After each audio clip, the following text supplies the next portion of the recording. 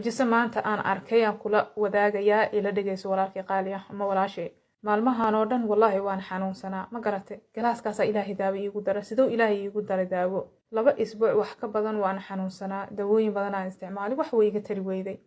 saaka markaan soo kacay salaad subaxii aan tugtay kadib galaaskaasaan biyo kusoo shubtay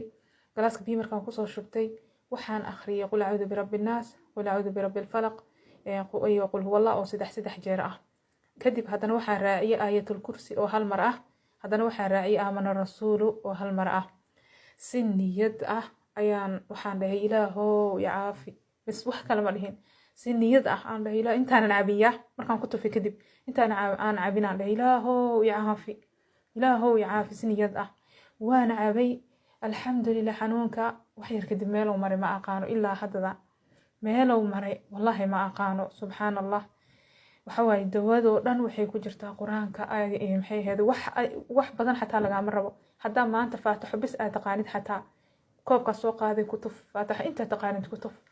qof walba waxa xanuunsadaa dawooyin ilaahay uu soo dejiyay laakiin daawada quraanka ka horeysay wax walbaba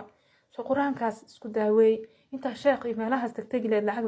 lagaaga qaadan lahayd ama dawooyin xanuun baabi'i wax ayaga xanuun wata aad raadin lahayd quraankaas ilaahay waxa taqaanid kutub isku daaweey